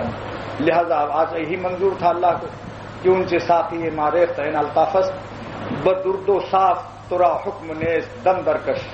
حافظ شیرازی فرماتے ہیں بدرد و صاف ترا دم, بدرد و صاف ترا حکم نیز دم درکش. تجھ کو اختیار نہیں کہ تو یہ کہے ساقی سے کہ آج مجھے تلچھک والی پلا دے یا صاف پلا دے. کیوں سے ساقی مارے تین الطافس, جو تیرا ساقی تجھے پلا دے اس کا عین لطف کرم ہے. یعنی حق تعالیٰ جو مضمون عطا کر دیں اپنے کو اختیار نہیں کہ ایسا نہیں ایسا نہیں، تجویز نہیں ہے یہاں. سمجھے بھائی؟ علوی صاحب سنیے، بحکم بدرد و صاف ترا حکم نیز دم درکش. درد مانے تلچھٹ اور صاف مانے صاف. بدرد و صاف ترا حکم نیز دم درکش کہ ان سے ساقی مارختین الطافس. جو اللہ پلا دے وہی پی لو بھائی. آپ میرے مہمان ہیں، ہمارے پاس تو کچھ نہیں ہے. خدا سے مانگ کر بیٹھتا ہے اختر. جو اللہ آپ کی قسمت سے پلا دے اسی کو سمجھو. آج یہی ہمارے لیے جام و مینا ہے، آسمان سے آیا. کیونکہ ہم مطالعہ کر کے نہیں تقریر کرتے.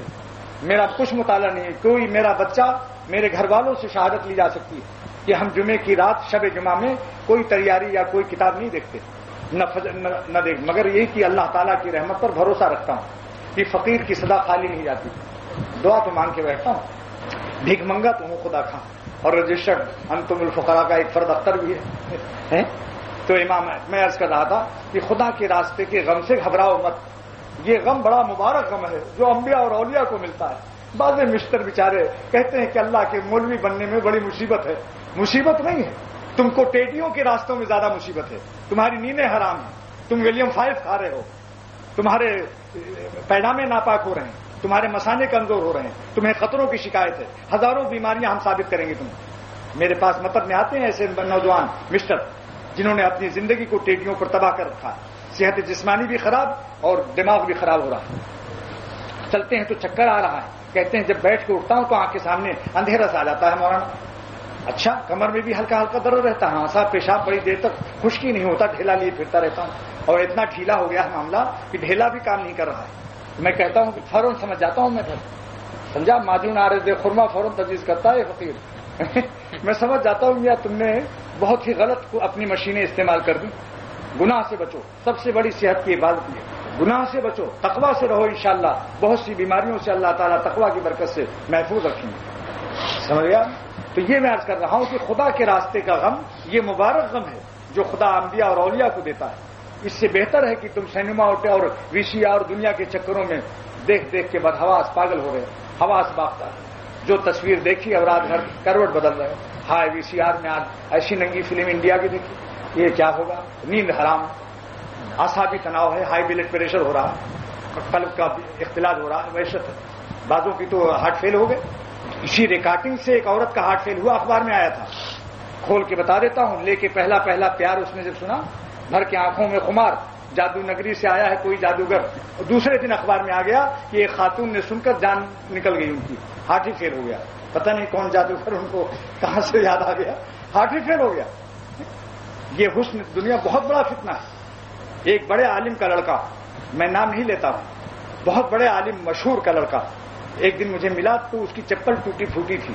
میں نے کہا اس قدر سادگی کیوں ہے؟ کہنے لگے سادہ اس لیے رہتا ہوں کہ ایک دفعہ مکے شریف میں ایک خاتون مجھ کو دیکھ کر بے ہوش ہو گئی تھی. اس لیے جب سے میں ڈر گیا اپنے کو بگاڑ کے رہتا ہوں. تو یہ بہت خطرناک چیز ہے. اسی لیے حفاظت ہے. ایک صاحب نے کل مجھ سے کہا کہ صاحب یہ میں آپ کی تقریر میں ہمیشہ یہی ہوتا ہے کہ 16 برس والی لڑکی 70 سال کی ہو جائے گی، 5.5 نمبر کا چشمہ لگ جائے گا، کمر ٹیڑھی ہو جائے گی، لٹھیا لے کر آئے گی. 16 سال کا لڑکا 70 سال کا نانا ابا لگے گا. مگر یہ جو 10-12 سال ان کی جوانی ہوتی ہے، اس وقت کا زمانہ کیسے ہم گزاریں؟ میں نے کہا اس کا علاج آپ نہیں جانتے. اللہ تعالیٰ ہمارے خالق ہیں. ہم کو فرما دیا کہ تم سب ضعیف ہو. خلق الانسان ضعیفا، اور ضعیف قرار دے دیا تو تم کیوں بہادر بن کر دیکھتے ہو؟ اللہ تو فرماتے ہیں یغضوا من ابصارہم، یہ حسن میرا رکھا ہوا ہے، تم تاب نہیں لا سکتے ہو، تمہاری طاقت نہیں اس کو برداشت کرنے کی. دیکھو اپنی نگاہیں نیچی کر لینا. تم ضعیف ہو، ہم نے تمہیں ضعیف ہونا رجسٹرڈ کر دیا قرآن میں آیت نازل کر کے. خلق الانسان ضعیفا، انسان کمزور پیدا کیا گیا ہے. اور پھر فرمایا کہ یغضوا من ابصارہم، دیکھو ان حسینوں سے نامحرموں سے نگاہ نیچی کر لینا. تم ان کے حسن کی طاقت نہیں رکھ سکتے ہو. تو جب اللہ تعالیٰ منع کر دیں اور تمہیں کمزور قرار دے دیں تو جو بہادری دکھائے گا خدا کی مرضی کے خلاف اللہ کو پہلوانی دکھائے گا. حضرت عمر بخار میں مبتلا ہوئے، آہ نالا شروع کیا، ہائے مرے، بہت بخار ہے، یا اللہ رحم کرو، چیخ رہے تھے. ایک صحابی نے کہا اے عمر رضی اللہ عنہ، تم جیسا بہادر امت میں کوئی نظر نہیں آتا اور ذرا سے بخار سے چیخ رہے ہو. فرمایا کہ اللہ نے بخار اسی لیے دیا ہے کہ عمر کا ہائے ہائے سنیں. اگر بہادری دیکھنی ہوتی تو بخار نہ دیتے. بخار دیا ہی اسی لیے ہے کہ عمر ہائے ہائے کرے. کبھی خدا ہائے ہائے سننے کے لیے بخار دیتا ہے. اب اس وقت میں پہلوانی دکھاؤں؟ اگر ہائے ہائے نہ کروں تو اللہ میاں کو اکڑ کے پہلوانی دکھاؤں کہ عمر بڑا صبر کی طاقت رکھتا ہے. تو یہ عرض کر رہا ہوں کہ اپنی نگاہ اپنے کو کمزور سمجھو، نگاہ کی حفاظت رکھو، ایمان پر اپنے بھروسہ مت رکھو۔ خواجہ صاحب فرماتے ہیں اگر 10 برس تک تہجد پڑھتے رہو، 10 برس تک اللہ اللہ کرتے رہو اور کبھی نظر سے کوئی غلطی نہ کرو، تو 10 برس کے بعد بھی یہ نہ سوچو کہ اب تقویٰ پکا ہو گیا، مضبوط ہو گیا، اب شاید غلطی نہ ہوگی۔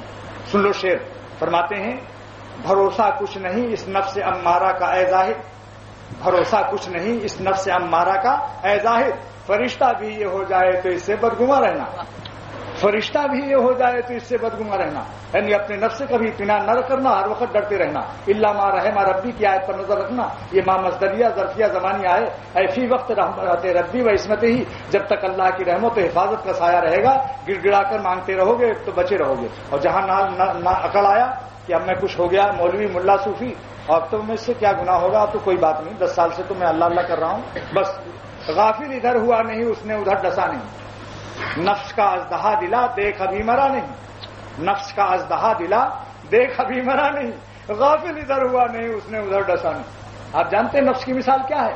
مولوی فرماتے ہیں ایک سپیرا نہیں تھا، بن گیا سپیرا، گیا تھا پہاڑ پر، دیکھا ایک ازدہا اجگر پڑا ہوا ہے 2.5-3 من کا، بہت بڑا، 10 فٹ لمبا، اتنا موٹا ہے، اور وہ سردی سے برف کی پڑنے سے ٹھٹرا ہوا مردہ پڑا ہوا تھا۔ اس نے اس کی ایک دم میں رسی باندھی، دم میں رسی باندھنے کا مطلب سمجھتے ہیں؟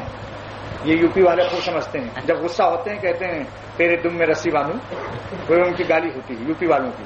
تو اس نے اس اجگر کے دم میں رسی باندھی اور گھسیٹ کر شہر میں لے آیا پہاڑ سے، اور وہ مردہ پڑا ہوا تھا، ٹھنڈک اتنی تھی، برف پڑا ہوا، تو پھر اس نے ڈوبی بجائی اور کہا شہر والوں میں اتنا بڑا جادوگر اور منتر جانتا ہوں سانپ کا کہ 3 من کا سانپ آج اجگر لے آیا ہوں اور میرے کمال مہارت کو وہ آج تسلیم کر لو۔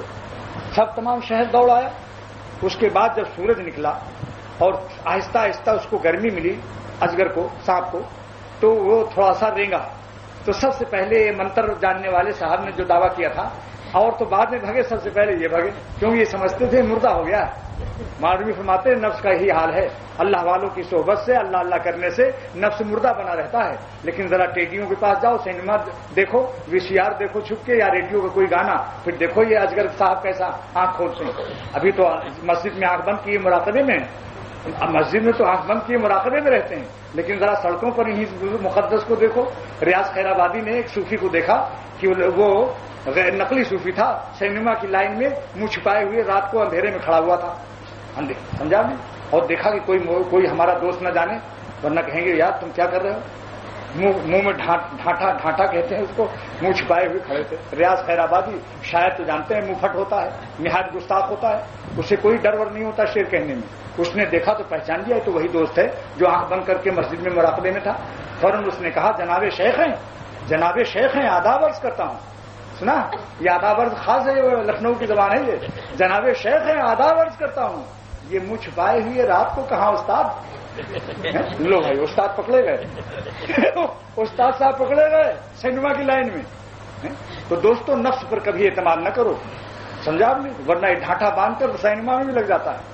اعتماد نہ کرو، اللہ سے گڑ گڑاتے رہو، روتے رہو، بری صحبتوں میں مت جاؤ، اپنے کو بہادر مت سمجھو، اچھی صحبتوں میں رہو، انشاءاللہ تعالی زندگی پار ہو جائے گی، مزے سے پار ہو جائے گی۔ شاہ عبد الغنی صاحب رحمۃ اللہ علیہ کا ایک جملہ یاد آیا، فرمایا اختر خدا کا راستہ ہے تو مشکل، مگر کوئی اللہ والا مل جائے تو یہ راستہ صرف آسان نہیں ہوتا بلکہ مزیدار بھی ہو جاتا ہے۔ یہ آخری جملہ آج کے دن کا سنا رہا ہوں کہ اللہ کا راستہ یوں تو مشکل نظر آتا ہے، لیکن اگر کسی اللہ والے سے محبت ہو جائے، اس کی صحبت نصیب ہو جائے تو خدا کا راستہ نہ یہ کہ آسان ہو جاتا ہے بلکہ مزیدار بھی ہو جاتا ہے۔ یہ حضرت کا ایک لفظ مزہ آ رہا ہے اختر کو، مجھ سے پوچھو کہ میری جان کو کیا مزہ آ رہا ہے، جس سے محبت ہوتی ہے اس کی گفتگو میں بھی مزہ آتا ہے۔ یہی اسی لیے ایسے وقت پر اختر شعر یہ پڑھا کرتا ہے، مجھے سہل ہو گئی منزلیں کہ ہوا کے رخ بھی بدل گئے، مجھے سہل ہو گئی منزلیں کہ ہوا کے رخ بھی بدل گئے، تیرا ہاتھ ہاتھ میں آ لگا تو چراغ راہ کے جل گئے۔ اللہ والے کا ہاتھ دوستو اپنے ہاتھ میں لاؤ، پھر دیکھو خدا کا راستہ کیسے طے ہوتا ہے، نہایت مزیدار طے ہوگا انشاءاللہ۔ سینما VCR، دنیا بھر کی ٹیڈیاں، دنیا بھر کے شراب کباب نگاہوں سے گر جائیں گے، ایک اللہ میں وہ مٹھاس آئے گا، کیونکہ اللہ تعالیٰ مثل نہیں ہے ان کا کوئی، وہ لا مثل لہو ہیں، لا نظیر لہو ہے، ولم یکن لہو کفو ہے، ان کا کوئی ہمسر و برابری کرنے والا نہیں ہے۔ خدا کے نام کی لذت بھی کا مثل دنیا میں نہیں ہے، یہاں تک کہ جنت میں بھی نہیں۔ اگر ہوگی تو اللہ کے نام ہی سے ہوگی، سمجھا؟ اس لیے علامہ فخر الدین رازی نے تفسیر کبیر میں لکھا ہے وَعَلَمُوا أَنَّ مَعْرِفَةَ اللَّهِ تَعَالَى جنت الحاضرۃ، ارے اللہ کو پہچاننا، ان کی محبت کرنا، یہ نقد جنت ہے، جنت حاضرہ ہے۔ حاضر اشتاق بولتے ہیں تاجر لوگ، دنیائی میں جنت بن جاتی ہے، یہ دنیائی میں جنت بن جاتی ہے۔ اور بظاہر آپ کہیں گے اللہ والے تو بہت ہی عشق الہی میں تڑپنے رہتے ہیں، تو بھلا ان کو چین کیا ملتا ہوگا؟ سن لو، اللہ کی یاد میں تڑپنے سے جو مزہ آتا ہے، اس کا مزہ شاہ محمد احمد صاحب الہ آبادی بزرگ کی زبان سے سنیے، شعر فرماتے ہیں لطف جنت کا تڑپنے میں جسے ملتا نہ ہو، لطف جنت کا تڑپنے میں جسے ملتا نہ ہو، وہ کسی کا ہو تو ہو لیکن تیرا بسمل نہیں۔ اللہ کا جو بسمل ہوتا ہے، خدا کا جو عاشق ہوتا ہے، اسے تو اللہ کی یاد کے تڑپنے میں مزہ آتا ہے۔ ایس بیچارہ رموز عشق سے تھا بے خبر، ارے مجنو عشق محبت سے بے خبر تھا ظالم، ایس بیچارہ رموز عشق سے تھا بے خبر، ورنہ ان کی راہ میں نافع نہیں محمل نہیں، اونٹنے کی بھی ضرورت نہیں ہے، مجنو تو اونٹنی تلاش کر رہا تھا لیلا سے ملنے کے لیے، خدا کے عاشقوں کو اونٹنے کی ضرورت نہیں ہے، بلکہ وہ قلب کی اور روح کی پرواز سے اللہ تک پہنچتے ہیں، بیٹھے ہوئے سیر اللہ کرتے ہیں۔ معرومی اس حقیقت کو اپنے شعر میں بیان فرماتے ہیں کہ جاں مجرد گشتہ از غوغائے تن، جان اللہ والوں کی تمام دنیا کے ہنگاموں سے یکسو ہو کر، جاں مجرد گشتہ از غوغائے تن، جسم کے حواس سے خمسہ کے شور و غل، آنکھوں کے شور و غل، کانوں کے شور و غل، گفتگو کے شور و غل، حواس سے خمسہ کو یکسو کر کے ہم آتن اللہ کی طرف متوجہ ہو کر وہ کیا کر رہے ہیں؟ می پرت با پر دل بے پائے تن، اللہ کی طرف اڑ رہے ہیں دل کے پروں سے، جسم کے پیر سے نہیں چلتے، وہ جسم کا پیر وہاں نہیں کام دیتا، وہ دل کے پر سے اڑتے ہیں، قلب اڑتا رہتا ہے اللہ تعالیٰ تک ہر وقت۔ ملائے خشک کی سیر تو مہینے میں ایک دن کی ہوتی ہے، اور سیر عاشق ہر دمے تا تخت شاہ، ہر سانس میں اللہ تک پہنچتا ہے، ہر سانس میں۔ تو امام احمد بن حنبل رحمۃ اللہ علیہ کا قصہ پورا کر کے آج کا بات ختم کرتا ہوں۔ امام احمد بن حنبل رحمۃ اللہ علیہ نے جب 29 کوڑے کھائے، 29 کیوں بھائی سمجھ گئے 29 یا 29 بولوں؟ بولو بھائی سمجھ گئے 29 کوڑے؟ ورنہ 29 بھی جانتا ہے اختر۔ 29 کوڑے کھائے، 4 کوڑوں پر تک تو بولتے رہے، پہلے کوڑے پر بسم اللہ، دوسرے پر لا حول ولا قوت الا باللہ، تیسرے پر القرآن و کلام اللہ غیر مخلوق، اور چوتھے کوڑا کھانے کے بعد نہیں اسی بنا الا ما کتب اللہ لنا پڑھا۔ چوتھے کوڑے 4 ہی کوڑے کھائے تھے کہ کرامت کے قابل ہو گئے، کرامت صادر ہونی شروع ہو گئی، پیجامہ گر گیا، چوتھے کوڑے پر اظہار بند ٹوٹ گیا، اللہ نے کرامت اسم اعظم عرض کیا اللہم انی اسألک باسمک الذی ملأت بہ العرش، اپنے اس اسم اعظم کے صدقے جو عرش پر لکھے ہوئے ہیں، اس کی برکت سے مجھے پردہ نہ کیجیے۔ فوراً پیجامہ اٹھ گیا، ٹوٹا ہوا اظہار بند اور پیجامہ اوپر، فرشتوں نے سنبھالا نہیں، ان کے ہو کے تو دیکھو، فرشتے خدمت کریں گے تمہاری، فرشتے خدمت کریں گے۔ اٹھ گیا پیجامہ خود بخود۔ اس کے بعد دوسری کرامت کیا ہوئی کہ خواب میں دیکھا ایک محدث عظیم نے، ملا علی قاری نے جلد اول میں امام احمد بن حنبل کے حالات میں شرح مشکات کے اندر لکھا ہے کہ فوراً ایک محدث نے خواب میں دیکھا، پوچھا کیا گزری؟ کہنے لگی اللہ نے پوچھا اے احمد تو کیا میری راستے میں مارا گیا؟ عرض کیا بے شک اے میرے رب میں تیری راہ میں بہت مارا گیا، زخمی ہو گیا، بے ہوش ہو گیا۔ 29 کوڑے لگے۔ پر میں اچھا اتنا بڑا تم نے مجاہدہ کیا، لو قد اباحتکم نظر قد اباحت لک النظر الی وجہہ، میں نے اپنے چہرے کی طرف اباحتو کا قد اباحت لکا، تیرے لیے میں نے جائز کر دیا، النظر الی وجہی، میرے چہرے کو تو دیکھ لے، یعنی میرا دیدار کر لے، جبکہ دوسروں کو جنت قیامت کے فیصلوں کے بعد نظر آئے گا۔ اب یہ تو کرامت 2 صادر ہوئی، ایک خواب کی ایک بیداری کی۔ اب ایک کرامت اور سنیے، ان کے حالات میں لکھا ہے کہ سرکہ بہت کھایا کرتے تھے۔ ان کے بیٹے عبداللہ محدث کہتے ہیں کہ میرے والد صاحب سرکہ استعمال کرتے تھے، اور میں نے مشکات میں پڑھا ہے کہ جس گھر میں سرکہ ہو گھر محتاج سالن نہیں، جس گھر میں سرکہ ہو، حضور فرماتے صلی اللہ علیہ وسلم وہ گھر سالن کا محتاج نہیں۔ اور فرمایا نیمل ادام الخل، ادام ہے اس کی جمع ادوم آتی ہے بے کسر الحمزہ، ادام نہیں لفظ، نیمل ادام الخل، بہترین سالن سرکہ ہے۔ اور سرکے کے لیے اطباء نے لکھا ہے، یہ تو نبوت کے الفاظ سن لیے، اب اطباء جسمانی کو سنیے، فرماتے ہیں سرکہ استعمال کرنے والے کو کبھی ورم جگر نہیں ہوگا، کبھی تلی میں ورم نہیں ہوگا، کبھی میدے آنتوں میں ورم نہیں ہوگا، اور کبھی اس کے چربی یعنی جو آج کل کولیسٹرول کیا کہتے ہو بھائی، دیکھو الفاظ مجھے تو آتے نہیں، میں نے تو بول دیا ہے، وہ جو جس سے خون میں چربی بڑھ جاتی ہے اور خون گاڑھا ہو جاتا ہے، اس سے پھر ہارٹ اٹیک ہوتا ہے۔ تو چربی آپ تجربہ کر لیں، کوئی سالن پکائیں جس میں خوب ڈالٹا گھی ڈال دیں اور چربی بھی ڈال دیں، پھر 1 تولہ سرکہ ڈال دیں، چربی الگ ہو جائے گی، سالن الگ ہو جائے گا۔ تو سرکے میں خاصیت ہے کہ خون کی میں چربی بھی مقدار نہیں بڑھنے دیتی، یہ اس کی خاصیت یہ۔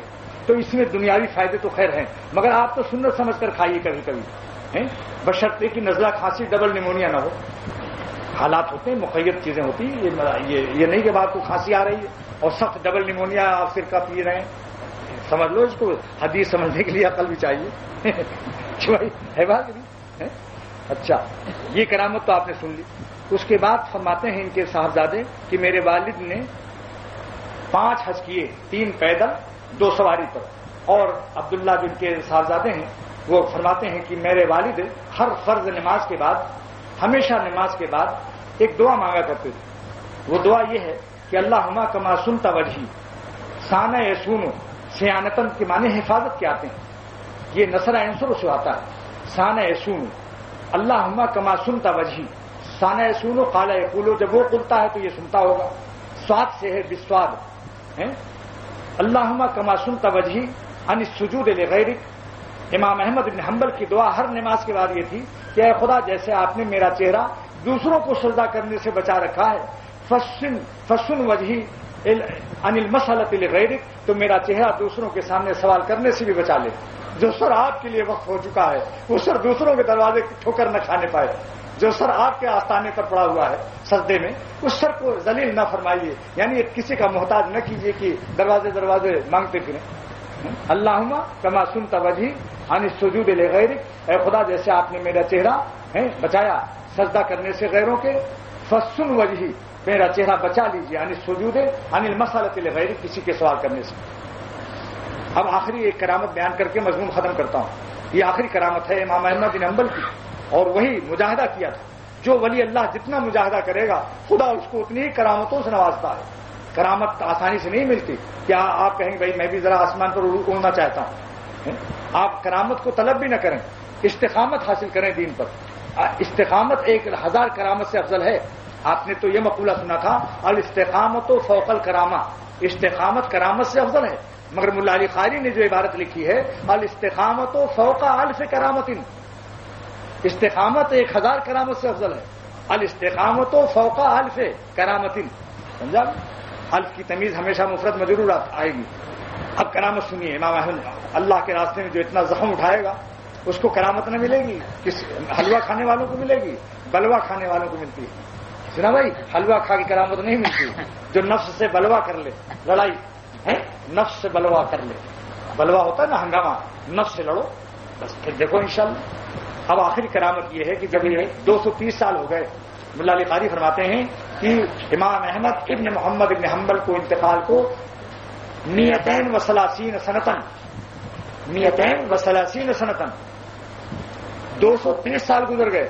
دیکھیے آپ نے، 30 کی تمیز مفرد منصوب آئے گی اور 200 کی مفرد مجرور آنی چاہیے، لیکن چونکہ 200 دور ہو گیا، 30 قریب ہے، اس لیے ہر قریب اپنا معامل بنتا ہے اور ہر قریب اپنی صحبت کا اثر ڈالتا ہے۔ اگر اللہ والوں سے دور رہو گے اور گمراہوں سے غافلوں سے قریب رہو گے تو وہی غافل عامل آپ پر عمل دے گا، اعراب لگا دے گا، وہی غافل اپنا اعراب لگائے گا۔ دیکھو یہاں 2 لفظ تھے، 2 عامل تھے، 200 اور 30، 200 و 30، یعنی 200 کا قاعدہ کیا ہے؟ 100 کی تمیز کیا آتی ہے؟